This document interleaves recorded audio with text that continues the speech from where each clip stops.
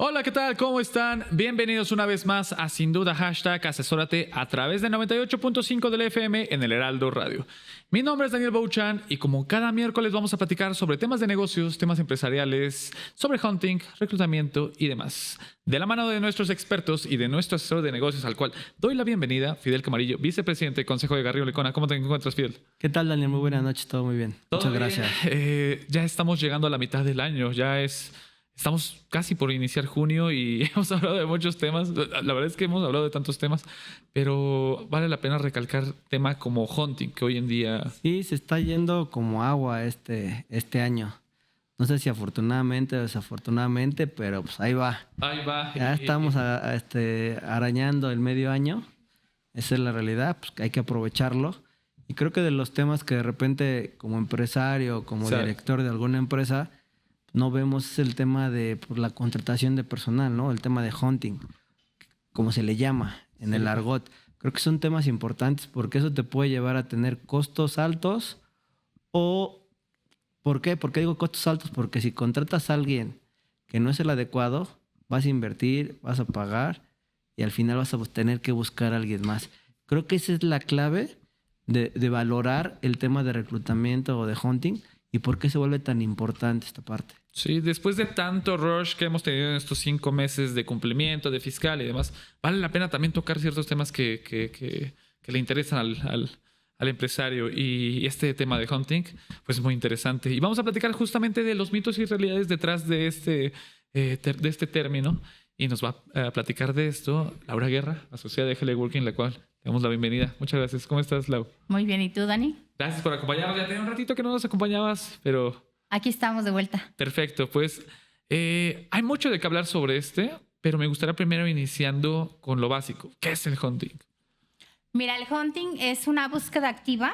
Si bien es aquel profesionista que está literalmente especializado o está alineado a un perfil estratégico, no necesariamente ejecutivo, pero que está alineando el candidato, el perfil o el puesto que se está buscando de una manera proactiva. O sea, él sale, vamos a decir, como a cazar a ese candidato y alineándolo a lo que realmente requiere la empresa o una compañía. Que de ahí se escucha, ¿no? El término hunting. Sí, el hunting en inglés es cazar. Entonces parte es ir a cazar talento, ¿no? Que lo famoso que se le llama. Digo, tema de reclutamiento. Sí. Si no lo queremos llevar a ese término. Ok, perfecto. Y dentro de sabemos que hay muchos mitos y realidades. Sabemos que detrás de esta terminología a veces escuchamos, pero vale la pena recalcar algunos. ¿Te parece que iniciemos como algunos que nos has platicado? Vamos a iniciar con el primero. ¿Qué te parece? Hemos escuchado que un headhunter, que es así como se le menciona a la persona que está buscando a través del hunting, solo busca candidatos en LinkedIn. ¿Esto es mito o realidad? Hoy en día, ¿qué podrías decirnos sobre ello? Bueno, los hunters o los headhunters no realmente buscan talento nada más en LinkedIn. Obviamente es una de las fuentes pues, más avanzadas o que de más búsqueda tienen. Pero los hunters o los headhunters también se deben mucho al networking que tienen ellos. O sea, porque obviamente están alineados con diversas con ciertas cámaras, asociaciones. Obviamente tienen contacto con otras empresas que también tienen búsquedas o candidatos que están, pues vamos a decir que no activos, pero que pueden ser pro para otras posiciones pues, importantes.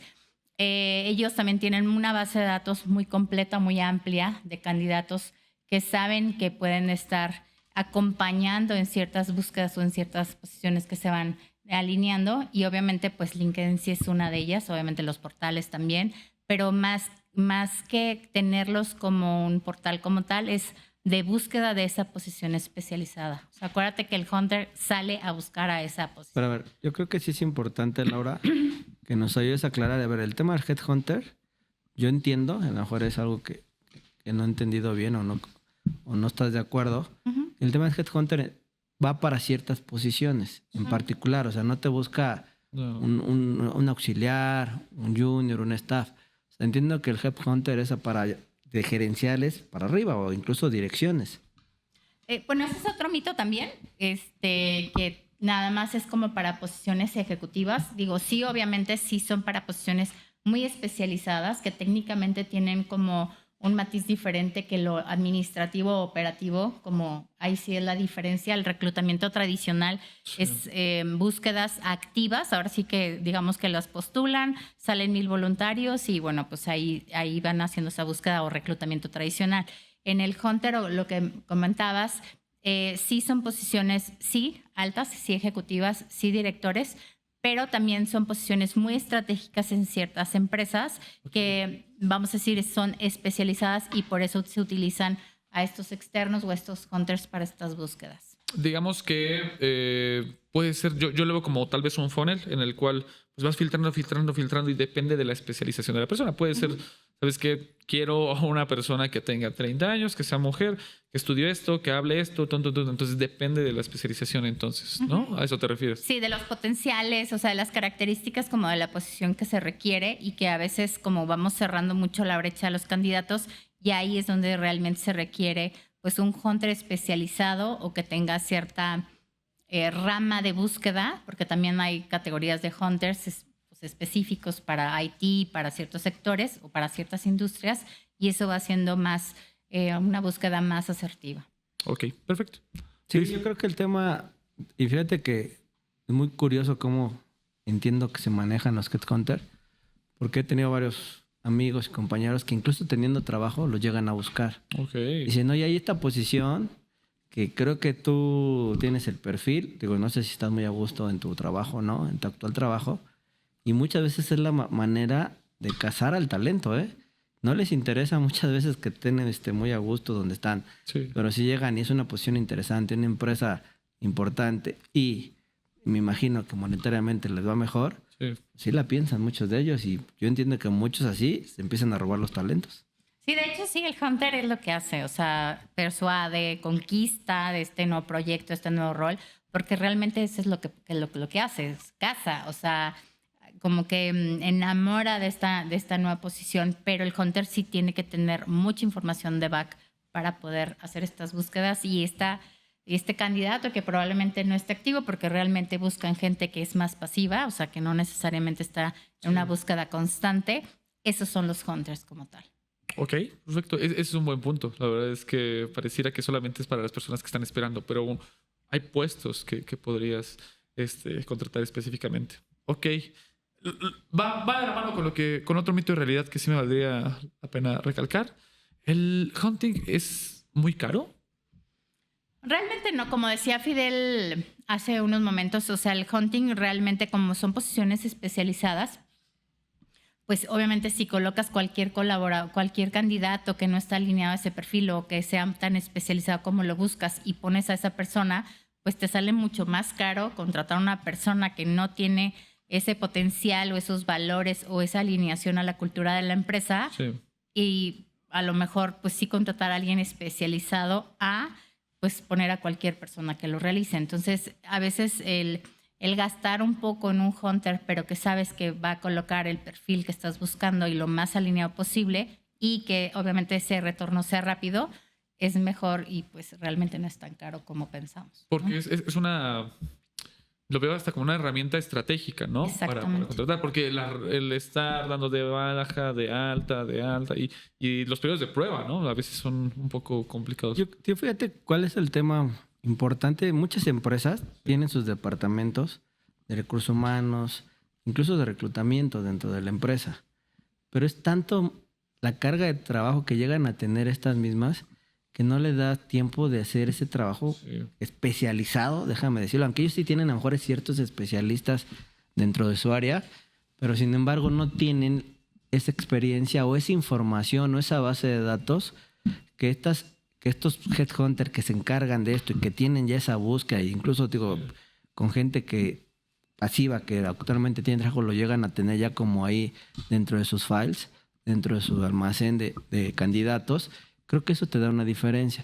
Muchas veces las empresas en presupuesto dicen, no, yo no quiero gastar porque para eso tengo a mi área de RH, que es la encargada, que es lo que lo tiene que hacer. Entonces, ellos lo tienen que hacer, ¿no? Sí. Pero ha pasado que, o sea, y no por demeritar a las áreas de recursos humanos, pero ha pasado que, bueno, traen a la gente, pues, contratan, piensan que es la persona adecuada, pero a lo mejor no tienen, tío, que ese feeling o esa cartera tan amplia que a lo mejor sí encuentren a uno en lugar de tener a 4 o 5 candidatos Sí. para que lo tengan esa baraja de poder escoger. Y creo que ahí es donde puede haber la diferencia, porque a lo mejor sí va a tener un costo, que a lo mejor tú como empresario dices, no, pues yo no quiero gastar ya porque para eso los tengo a ustedes.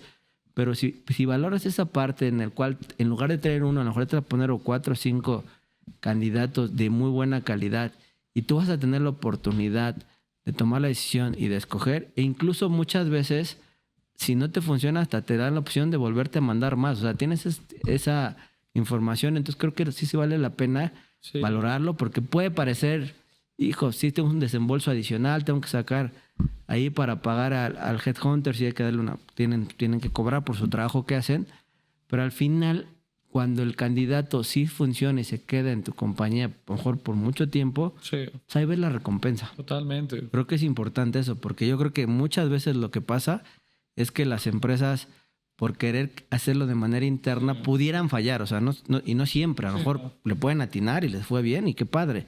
Pero pudieran fallar porque no tienen esa expertise que tiene un headhunter. Porque esa parte del reclutamiento tiene muchas cosas que hacer dentro de la empresa. Entonces el día a día se los come y eso puede llevar a que no busquen el candidato ideal para la posición y te haga perder tiempo, dinero y esfuerzo. Porque al final trajiste a alguien, le tienes que pagar. Y si al final ya no lo quieres y lo tienes que despedir, te puede costar una liquidación que puede ser mucho más caro que pagarle al headhunter el que te traiga una persona adecuada. Hay mucho de qué hablar sobre este tema, pero ¿qué les parece? Vamos a un pequeño corte porque todavía vamos a seguir hablando sobre los mitos y realidades detrás del hunting. Estamos en Sin Duda #asesórate. Regresamos. Para hacer negocio hay que generar confianza.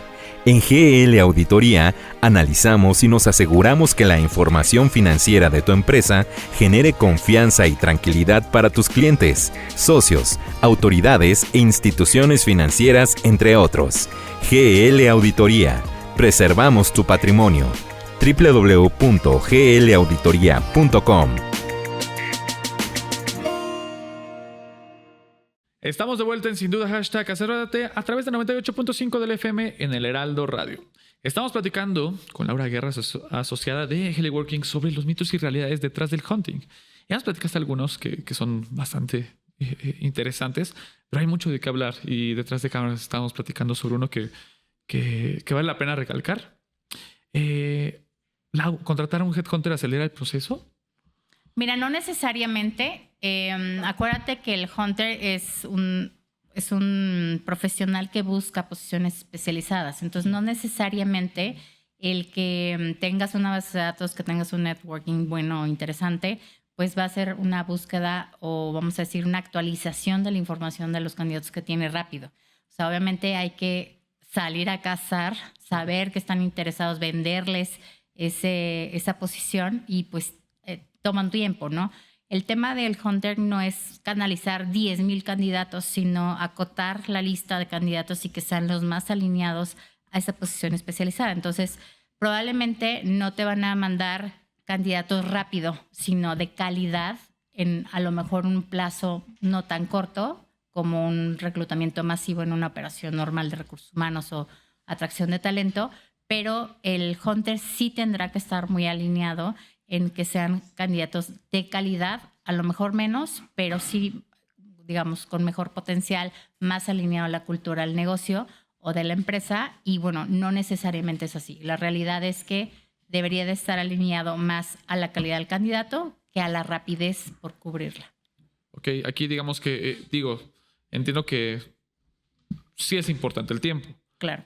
Pero no es lo más importante, ¿no? Entonces... O sea, obviamente tiene que haber un equilibrio, porque pues si no, obviamente el cliente pues se va y busca otro hunter que tenga como ese sector más especializado que le está buscando, pero sí se debe entender que no es, o sea, no lo mejor siempre va a ser lo más rápido, o sea, hay que ver la calidad también versus tiempo. Pero yo creo que, estoy de acuerdo contigo, Laura, pero yo creo que sí, cuando tú vas a buscar un headhunter, sí buscas ahorrar tiempo. Sí. Claro. Eso es realidad. O sea, y si voy a contratar yo a un headhunter, es porque con base en la experiencia que él tiene, pues yo esperaría que me ponga candidatos, pues no se tarde 3, 4, 5 meses, a lo mejor 1, 2 meses.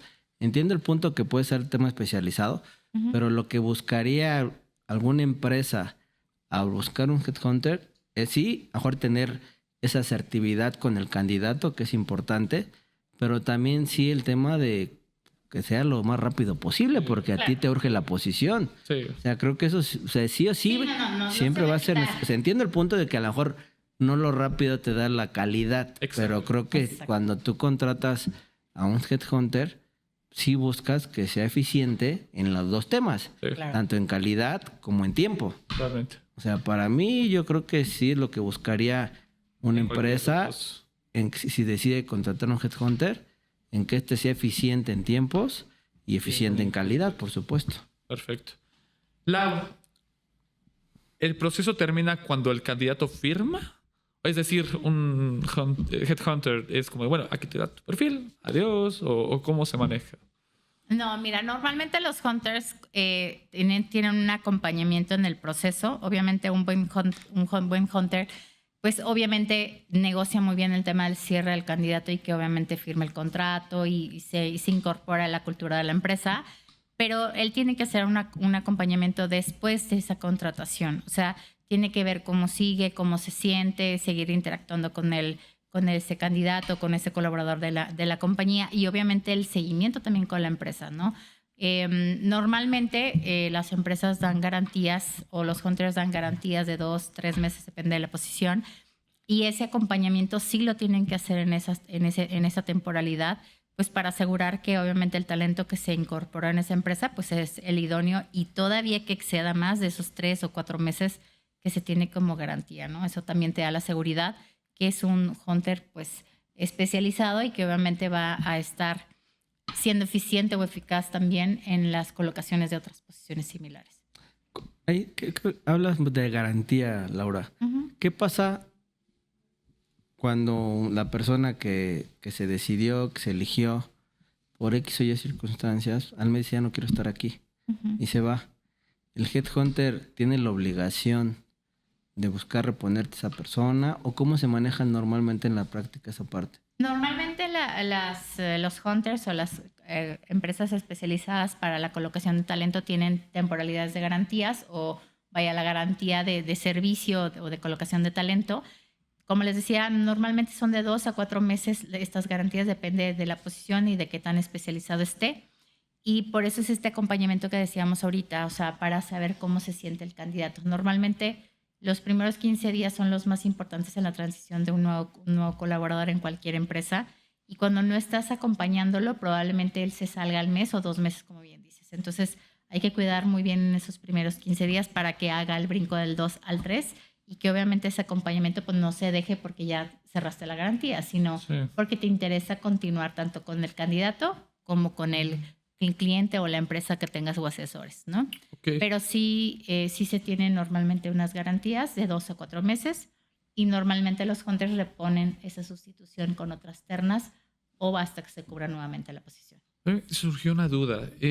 Hoy en día el headhunter, ¿qué tanto se puede involucrar? Bueno, ¿qué tanto, mejor dicho, se involucra con las empresas en este tema de perfiles, ¿no? Porque entiendo que a veces las empresas pueden decir, mira, estoy buscando este perfil, pero tal vez el headhunter puede decir, ¿sabes qué? Te conviene más esto, te puedo ayudar a definir mejor lo que tú estás buscando. Uh-huh. ¿Hoy en día se involucra el headhunter en este proceso? Sí, hay tendencias en los hunters donde obviamente se tiene que involucrar mucho a este tema de, como les decía, de la cultura de la empresa. No solamente es, pásame el perfil, yo lo checo, ya, ¿no? Busco y te paso duplas, tal. No, sí tienes que ir más allá. O sea, sí tienes que hacer una sesión con la empresa, preguntarle un poco más, interactuar un poquito más con ella, saber la cultura, a quién le va a reportar, cuál es el objetivo de esa posición, por qué es tan importante que se cubra a través de un hunter. Como me decías ahorita de la parte de... ¿Cómo iba la pregunta? Ya se me fue. Perdóname. El perfil. O sea, hoy en día, ¿qué tanto se involucran con los perfiles? Sí, perdóname. ¿No? Hacen un mapeo de los perfiles que hay. También identifican si el sueldo que están ofreciendo los clientes va alineado al mercado. O sea, qué tan difícil va a ser cubrirlo. Y obviamente cuando te comentan el perfil y te dicen... A veces como que machean 2 o 3 puestos en uno. Entonces el hunter, como tiene este sector o esta especialización, hace comentarios al cliente y sobre eso lo alinean para acotar tiempos y que obviamente sea el candidato real. Eso también hace el hunter, normalmente mapea tanto el mercado, los perfiles y los alinea en conjunto con la empresa. Sí, porque me imagino que a veces un empresario o una empresa puede buscar a un unicornio, pero quiere pagarle, no sé, X cantidad, ¿no? Entonces también esa búsqueda me parece real o coherente de acuerdo a lo que se ofrece en el mercado, ¿no? Sí, siempre hay que dar ese feedback a las empresas para que también pues ellos sean realistas en los tiempos que ellos lo requieren y que obviamente pues tengan el talento correcto, ¿no? Sí, porque amigo, al final el punto es, te pueden decir, quiero una persona con estas capacidades, Sí. que tenga todos los tecnicismos necesarios, pues le quieres pagar 3 pesos, pues No va a suceder, encuentres, también ¿no? es importante. Creo que en esa parte es importante el asesoramiento por parte del headhunter, que te digan, ok, si tú quieres un perfil con estas cualidades o con estas, pues con todas estas capacidades técnicas Sí. que tú necesitas, vemos muy difícil en el mercado encontrar con el rango de sueldo que tú estás ofreciendo, ¿no? Lo podemos buscar, Sí. pero no sabemos si cumpla con todos los requisitos que tú me estás marcando. Sí. A lo mejor sí es más fácil encontrarlo si le subes el rango, mejorar el sueldo. Desde ahí, Sí. porque el headhunter no va a decir, oye, sí, te traigo 50 y al final vas a quedar mal. No, yo creo que ahí es la parte de la asesoría, porque no nada más es el tema de decir, ok, voy y te busco Sí. gente, sino también entra el tema de asesoría como parte del headhunter. Decir, a ver, no. ¿Por qué? Porque este perfil que tú quieres ya no sería una posición a lo mejor gerencial, a lo mejor sería una dirección. O puede ser gerencial, pero con un sueldo en este rango, ¿no?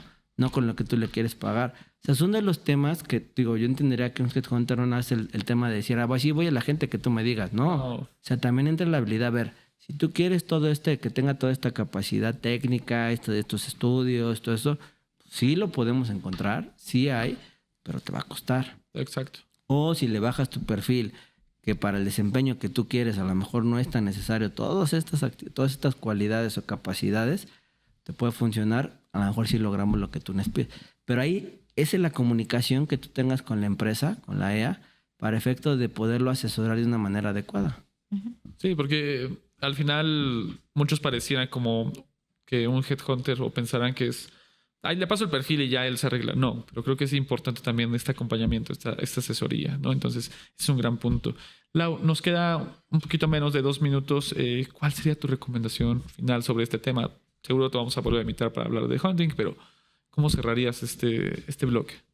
Pues mira, como decíamos y platicábamos del hunter, el hunter no nada más es un perfil o es una posición más, ¿no? O sea, como bien decimos, es un tema mucho más especializado. Entonces, el hunter no es un proveedor más, es un socio estratégico. Entonces, entre más lo involucres a la necesidad, Sí. a la cultura, le pases más datos, más información, porque a veces no queremos como proporcionar muchos datos por temas de confidencialidad. Sí.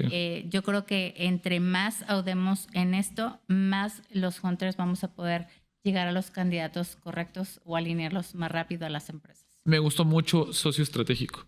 Creo que eso es una buena recomendación, el que todas las empresas tengan a este socio estratégico, porque nunca saben, Fidel, que pueden necesitar un buen perfil y tienen que recurrir. Y es un socio estratégico porque no nace el hecho de buscar candidatos, sino también te asesora Sí.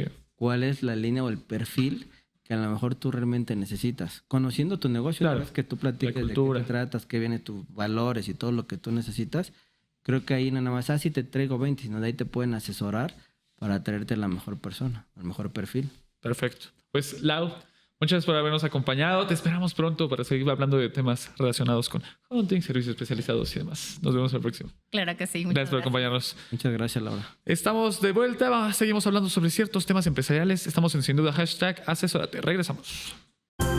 El outsourcing no es indebido y no ha desaparecido. Hoy se le conoce como servicios especializados. Lo que es indebido es que tú o tus proveedores no estén correctamente registrados ante la autoridad y no cumplan con los requisitos establecidos. Esto puede traerte consecuencias fiscales, legales e incluso penales. Evita riesgos innecesarios. Contáctanos. GL Working. Working for you. www.glworking.com. Estamos de vuelta en Sin Duda #asesórate a través del 98.5 del FM en el Heraldo Radio. Estamos platicando con Laura Guerra, asociada de GL Working, sobre hunting. Sin embargo, Fidel, vamos a pasar ahora a temas recientes. La semana pasada hubo un decreto por parte de la presidenta y que va relacionado con los polos de bienestar, los famosos PODEBI. Si bien no es un tema nuevo, porque viene del Plan México, sí vale la pena tocarlo. Sí, efectivamente, se hubo una publicación de un decreto donde establecen algunos estímulos fiscales, que dentro de esos estímulos que establecen te dice en qué zonas puedes aplicar estos estímulos. Pero principalmente, como lo veo yo, está dando estímulos o beneficios si llegas a invertir en estas zonas que vamos a ir platicando a través del programa. Sí, y si bien todo deriva y nos va a platicar nuestro invitado sobre esto de Plan México, habíamos hablado sobre la necesidad de llevar incentivos y de llevar estos estímulos, ¿no? Entonces creo que va de la mano con que hoy en día lleva el gobierno su Plan México. Pero bueno, nos vas a platicar más. Gabriel Ángeles, socio y director de Complemento Fiscal en Garrido Licona. ¿Cómo te encuentras, Gabriel?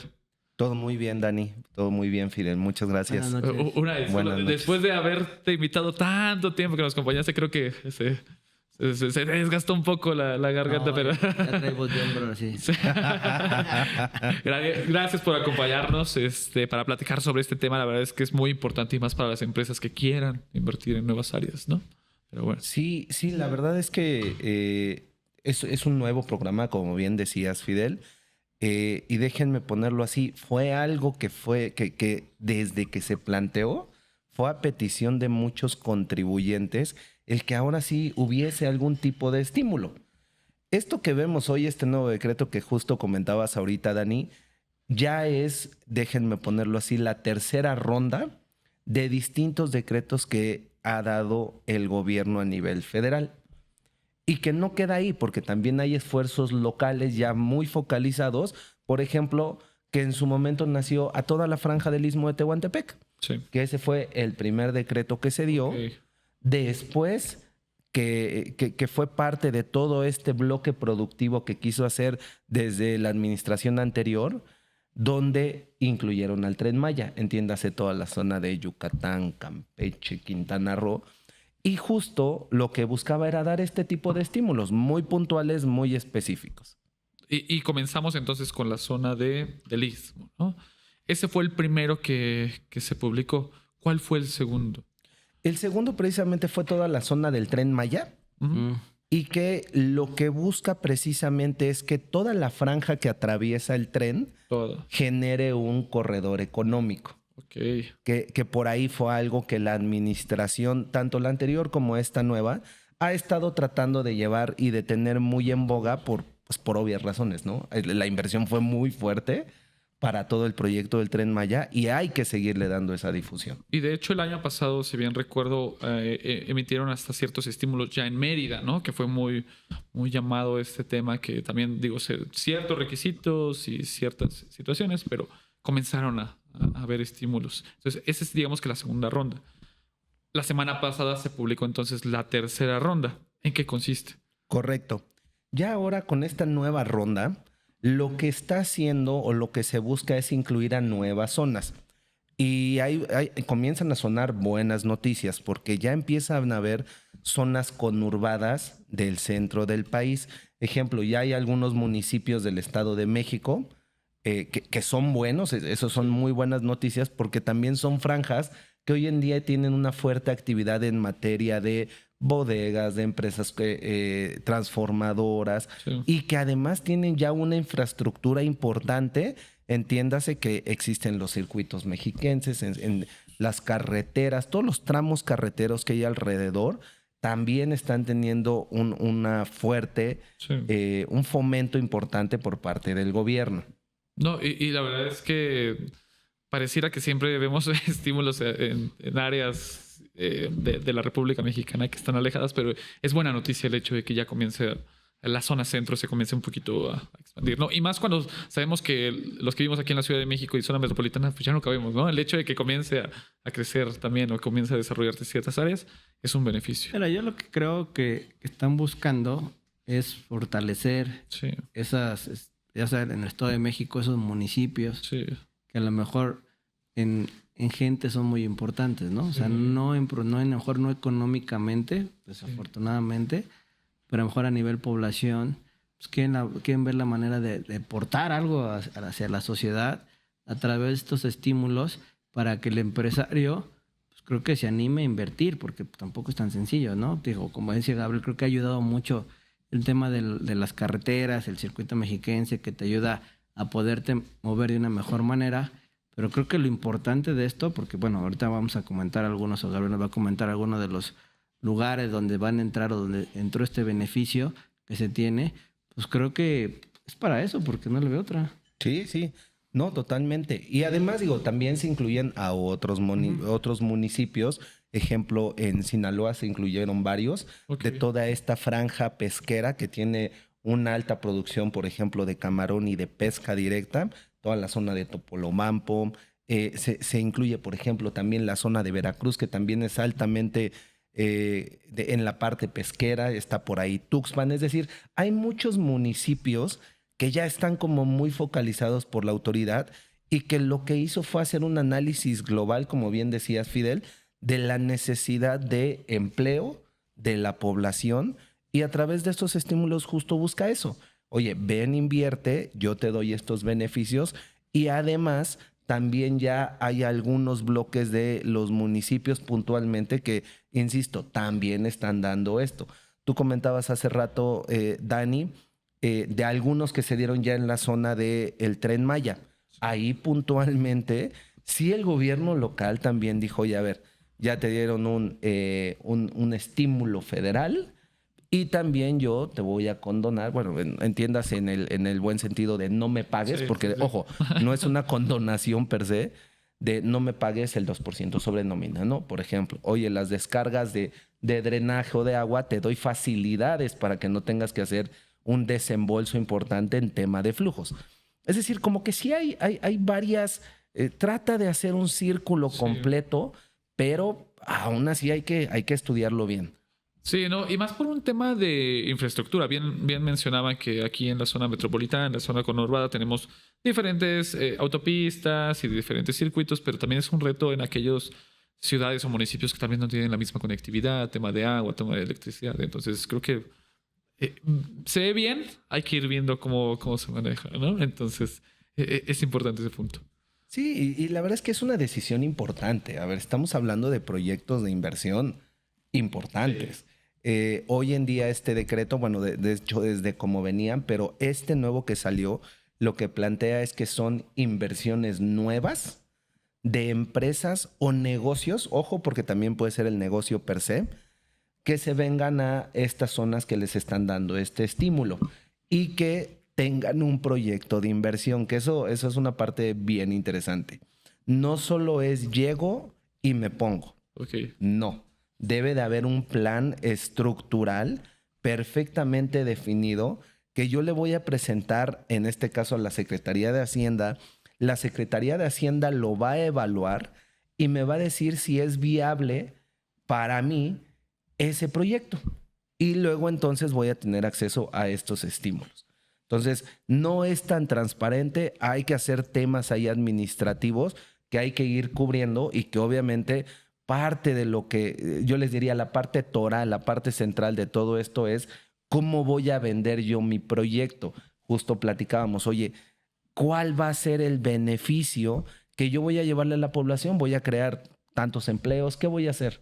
Es que eso se vuelve muy importante porque si va a ser un proyecto que tenemos que llevar a que te lo aprueben, sí, en caso a las autoridades, digo, no, tú, bueno, que has avanzado con esto, hay una serie de requisitos que te piden, mínimos, o que tengo que cumplir, porque a lo mejor yo, que a lo mejor soy mi empresario, quiero poner algo, sí, invertir a lo mejor no en tan gran escala, pero pues, quiero sí poner un negocio que a lo mejor en un futuro puede hacerse grande, pero vamos a empezar pequeñitos. O sea, ¿qué tanto o para quién está estos estímulos o estas zonas?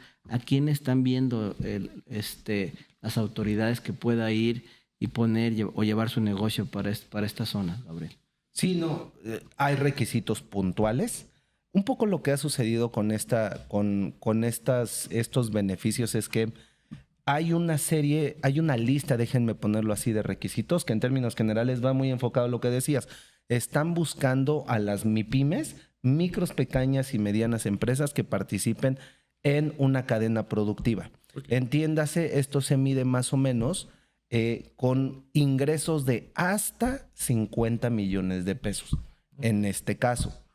Y además lo que piden es que tengas al menos una planta productiva, entiendas, empleados de 3 personas al menos. Entonces, son temas muy puntuales, pero todo esto va a ser evaluado. No es una lista de diferencia como otros decretos que han salido, sí, donde tú ubicas y calificas en el requisito aplicas, y lo aplicas. Aquí no. Viene este segundo esfuerzo donde lo vas a someter, lo vas a defender y el comité de evaluación es el que te va a dar la luz verde o no. Entonces, esa parte es lo que se vuelve más interesante. Este tema es muy importante y para no interrumpir la idea, porque vale la pena recalcar qué es lo que considera este comité, vamos a un pequeño corte para seguir hablando de este tema que es de los polos de desarrollo de bienestar. Estamos en Sin Duda. #asesórate. Regresamos. Para hacer negocio hay que generar confianza. En GL Auditoría analizamos y nos aseguramos que la información financiera de tu empresa genere confianza y tranquilidad para tus clientes, socios, autoridades e instituciones financieras, entre otros. GL Auditoría. Preservamos tu patrimonio. www.glauditoria.com. Estamos de vuelta en Sin Duda #asesórate a través del 98.5 del FM en el Heraldo Radio. Estamos platicando con Gabriel Ángeles, socio director de Cumplimiento Fiscal en Garrido Lecona, sobre los polos de desarrollo de bienestar. Nos platicabas, Gabriel, sobre hoy en día cómo se selecciona y se aprueba el hecho de estos proyectos, ¿no? Y nos quedamos en esta idea. Sí, platicábamos que el proyecto en sí va a ser evaluado por un comité. Ese comité va a estar constituido por un representante de la Secretaría de Hacienda, un representante de la Secretaría de Economía, un representante local, okay, y además ciertos funcionarios, como por ejemplo de Luz y Fuerza, de la Comisión de Aguas, que lo que van a hacer es que entre todos van a medir si realmente el proyecto es viable y me va a dar, insisto, el tema de empleos, el tema de inversión. Entonces, déjenme ponerlo así, son muchas cabezas con distintos enfoques a los cuales tenemos que ir a convencer y que obviamente aquí lo que se vuelve fundamental, como comentabas hace rato, Fidel, es cómo lo voy a presentar. Porque hoy en día, como han bajado estos proyectos, es que se publica el decreto como este que salió la semana pasada y nada más nos dicen que se van a emitir reglas de carácter general para saber cómo lo vamos a aplicar. Y ya. Y ya. Okay. Y esas reglas típicamente están saliendo, nos pasó en los años anteriores, se tardaron casi 8 o 9 meses en salir. Entonces se vuelve muy complicado en tiempos. Sí, yo te diría que aquí la verdad el tema con este tipo de decretos o estímulos, o sea, como bien apuntaba Gabriel, es para pequeñas, medianas empresas, esa es la realidad, que muchas veces les puede costar trabajo tener este proyecto de inversión. Sí. Porque muchos negocios se inician sin tener nada, ¿no? Sí. Entonces, para poder acceder a este tipo de estímulos, o sea, se empieza a complicar. Oye, tengo que hablar un proyecto que a lo mejor es lo correcto, o sea, no diciendo que sea mal. O sea, a lo mejor tú cuando vas a iniciar un negocio tienes que tener tu proyecto de inversión y hacia dónde vas, hacia dónde quieres crecer. Pero yo creo que en la práctica nadie inicia de esa manera. Sí, no. Esa es la realidad. O sea, muchas veces cuando tú empiezas un negocio, vamos a hacer esto, vamos a poner, y ahí empiezas y como vaya dando, a lo mejor con el tiempo vas generando este tipo de información. Para el inicio no la tienes. Entonces a mí de repente me cuesta trabajo este tipo de estímulos para ver realmente qué tan aplicables pueden ser o qué tanto te puedas tardar en obtenerlo. Decía Gabriel, oye, pues la vez pasada se tardaron las reglas 9 o 10 meses. O sea, pareciera que son estímulos que quieren ver que sí están, que sí están dando, que están cooperando, que quieren apoyar, pero que realmente lo aplica, pues no sé cuánto, qué porcentaje pudiera aplicar este tipo de estímulos. Es la parte que a mí me da mucho la atención porque las reglas se empiezan a complicar, ahora que te lo autoricen. O sea, son cosas que te van llevando a que tú digas, ¿sabes qué? No, mejor ya vámonos, no des estímulo y vamos cómo sale, ¿no? Porque si de iniciando ya voy a empezar con problemas, ¿para qué? Tal cual. Sí. O sea, son de las cosas que tenemos que valorar. O sea, de repente se valoran. A lo mejor un microempresario, un pequeño que esté iniciando con un emprendimiento, que quiera hacer cosas. Dice, oye, me tengo que meter a todo esto, no, vámonos así, vamos cómo lo hacemos, ¿no? O sea, creo que esa es la parte que a mí me cuesta trabajo entender por qué complican tanto el querer darte este estímulo. Yo creo que pudiera ser mucho más sencillo, Sí.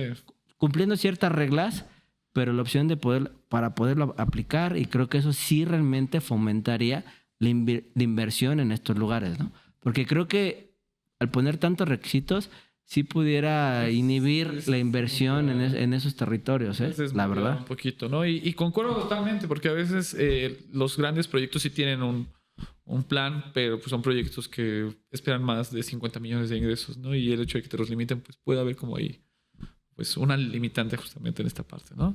No, y justo juega en contra por lo que dices. Sí. Es que, a ver, si desde el planteamiento que nos están haciendo van a ser estos jugadores micros y pequeños que forman parte de toda la cadena productiva, no hay manera de que tú hoy tengas ya todo este bloque del tema administrativo para poderlo soportar. Sí. Entonces, a ver, tampoco es que no lo sepamos hacer. Justo como lo comentabas, en el pasado ha habido ya decretos que son muy puntuales y que son de aplicación directa. Sí. Simplemente tú ves qué reglas debes de cumplir, cómo lo debes de hacer, Listo. vas a tu declaración, lo presentas y listo. No pasas por esta parte administrativa, que la verdad, dicho sea de paso, sí iba a ser muy engorroso. Esperemos que a ver si no lo simplifican y que pueda ser un poco más sencillo, pero Los estímulos están Sí. interesantes, ¿verdad? Y justo. Uno de ellos que te dan, y la verdad creo que es algo que quitaron ya hace muchos años, y que la verdad muchas empresas sí era un estímulo que aplicaban, la famosa deducción inmediata. ¿Qué quiere decir esto? Que en términos generales que pues tienes el derecho de poder deducir casi el 100% de tu activo en un solo año, ¿no? Digo, siempre y cuando cumplas con ciertos requisitos, ¿no? Pero la base lo es atractivo porque eso te puede llevar a que en los primeros años no tengas una carga fiscal importante o incluso puedas tener una pérdida.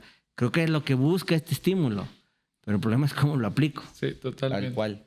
Este estímulo platícanos más sobre este estímulo de deducción inmediata. Mira, justo de las reglas que tiene es que son activos, es interesante porque dice, a ver, las inversiones en activos nuevos que tengas en la región o también activos que hayas tenido en otro lugar, pero que vas a traer a esta nueva región. Ok. Entiéndase, oye, a lo mejor yo pude haber tenido una maquinaria muy especializada que, digamos, yo la tenía en Cuernavaca.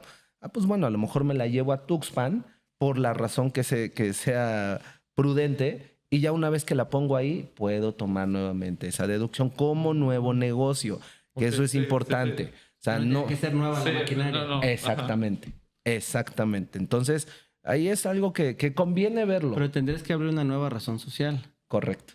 para hacer constituir una nueva empresa y traerlo a esta. Y aprobar como todos los requisitos y demás.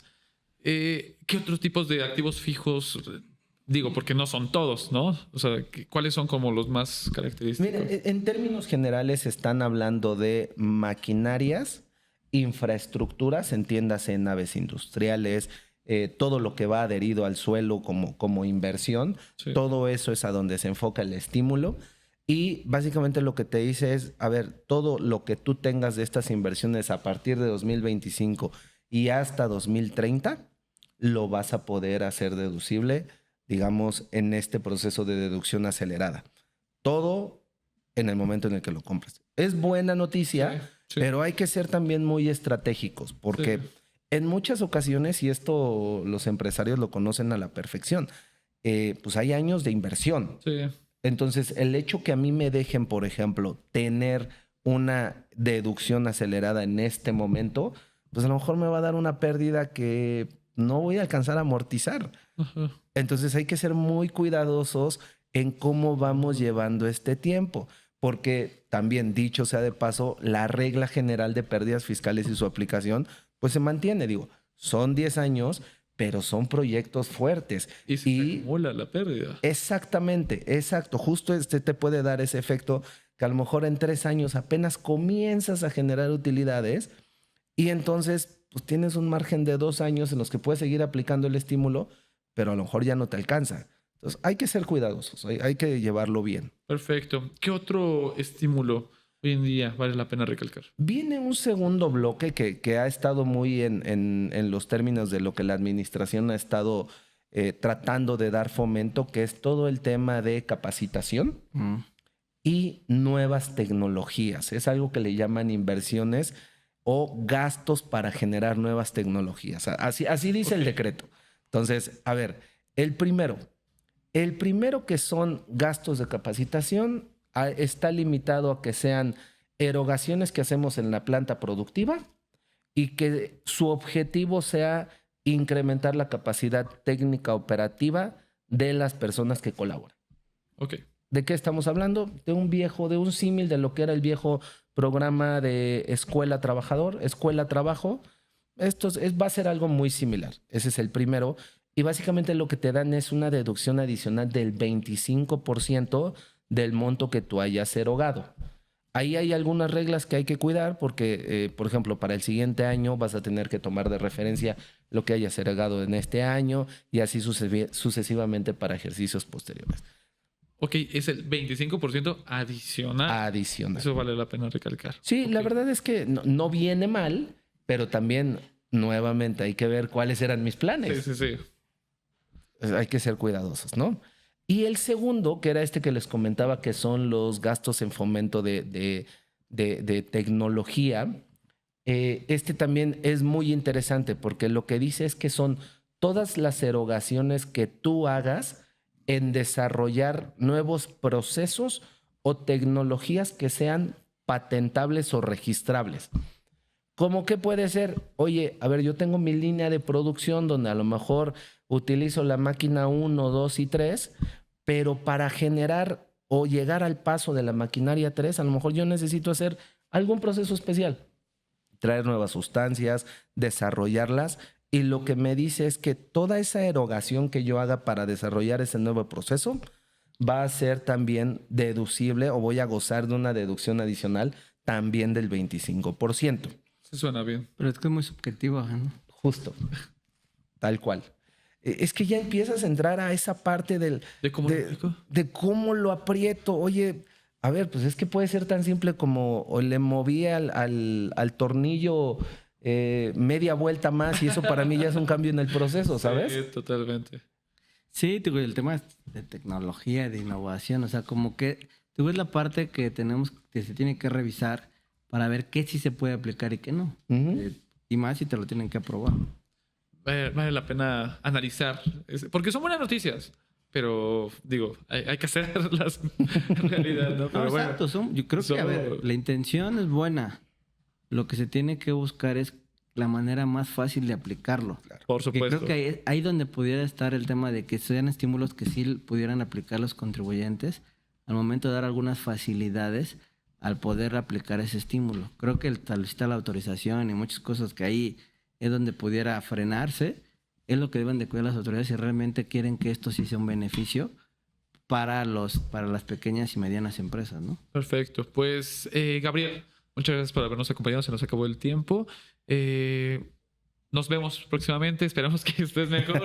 Y tendremos un par de semanas para recuperarte de la garganta porque ya te hemos invitado varias veces. Pero, Gabriel, gracias por habernos acompañado. Gracias a ustedes, Dani. Gracias, Fide. Gracias, Fidel, Gabo. gracias por otro episodio. Nos vemos el próximo miércoles. Aquí andamos. Mi nombre es Daniel Bauchan y nos vemos el próximo viernes para hablar de negocios en Sin Duda #Asesórate. Hasta luego.